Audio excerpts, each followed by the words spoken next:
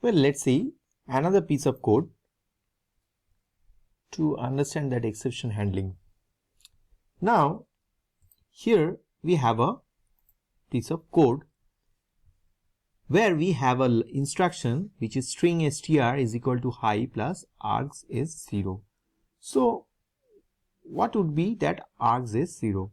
Well, the name of the code is Java, or sorry, name of the class is Java. So, we know to execute that program, we have to run the program like this. Now,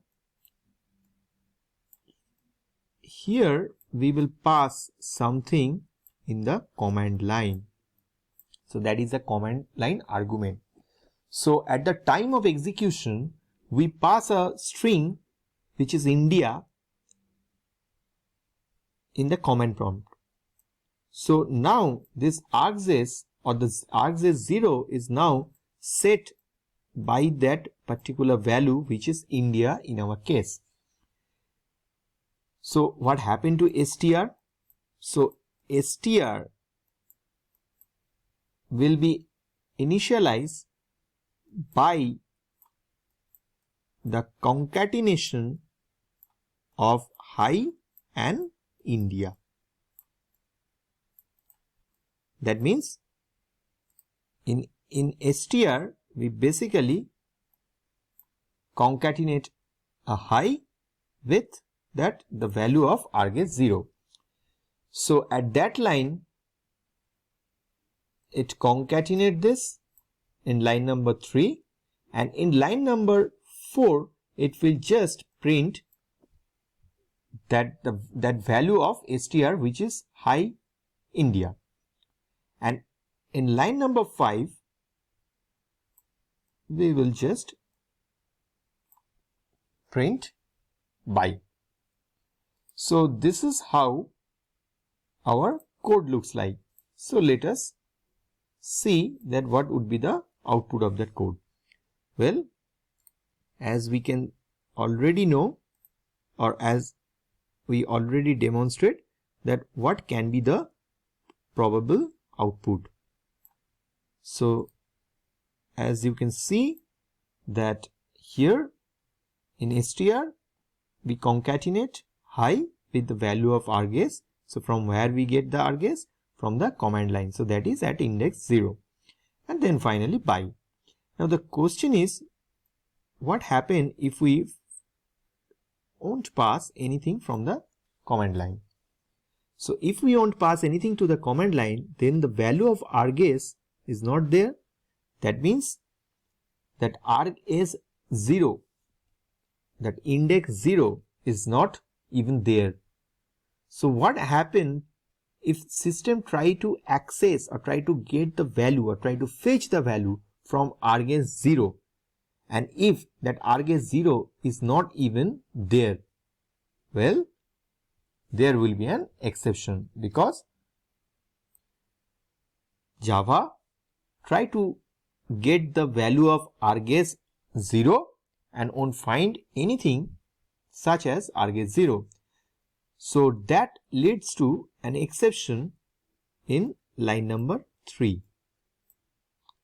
Now, if there is an exception in line number 3, then what happens? System will create an exception or object of exception in line number 3, and it will throw that object. So from line number 3, the system will stop its normal flow of execution. So no further instruction will be executed in that case. And that is very, very important to understand. So whenever there is an exception occurs, system stops at that particular point and throw an exception and won't go further. So here, if we try to execute the program as Java main without passing anything in the command line, then there will be an exception in line number 3. And please look at here that here we are getting an exception. That exception is array index out of bound exception, to be very precise. and that exception happens or occurs at line number 3, and from line number 3 system exits from its normal process of execution. So no further line gets executed. So that's a very important thing to notice. Now the next thing, so how to handle that exception. So how to bring try catch block and what are the instructions we should put in the try catch block. So as we already discussed that we put only those instructions in the try block where there can be a chance of exception. So what are the instructions where there can be a chance of exception? Well, line number 3, obviously. So we have an obvious exception in line number 3. But see, if there is an exception in line number 3, the line number 4 will also get affected. Why? Because line number 4 is basically try to get the output or try to print the value of str. So we can say that these two lines are basically correlated. And if there is a problem in line number 3, line number 4 implies to that. But what about line number 5? Well, there is no exception in line number 5. So even if there are exception in line number 3 and 4, line number 5 can be executed and there is no chance of exception.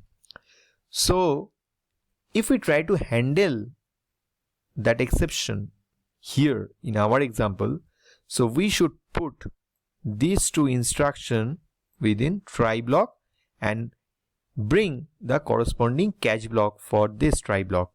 How? So this is how we can handle that exception. Now here please notice that we put only these two instructions in try block. Why? Because there is an exception and this instruction is correlated to that. So if there is an exception here, so it obviously system will not also able to execute this instruction. So we put these two instructions within the try block. So whenever there is an exception occurs in that line, this corresponding catch block will able to handle that exception. Now look at here. We use exception instead of array index out of bound exception. Can we do that? Very much. Why? Because exception is basically, or array index out of bounds exception is basically the subclass of the superclass exception. So exception is more generic, whereas array index out of bounds exception is more specific. So we can pass an object of superclass an object of subclass to a reference of superclass. We have already watched the video of upcasting and downcasting. So it is basically a case of upcasting. So exception OB or this catch block which takes an object of exception as a parameter is very much able to handle array index out of bounds exception. Why? Because this catch block is general or generic to all type of specific exceptions. So once there is an exception, this catch block will just handle that exception and it will show what type of exception is this, and for that we will get Java lang array index out of bound exception :0. That means we are getting that array index out of bounds exception for index 0, and then system again do its normal flow of execution and it will give you the output by. So let us now look at that output.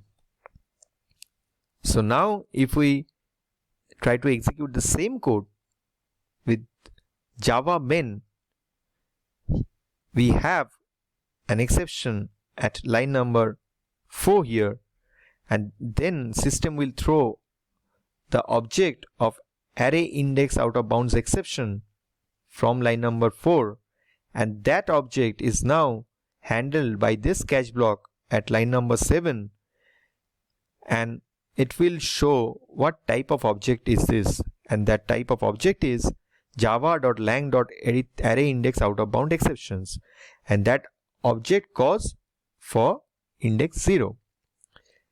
And after this exception is handled by this try catch block, system will again do its normal flow of execution and gives you the output by. So this is how try catch block will handle the exception at the time of execution or at runtime.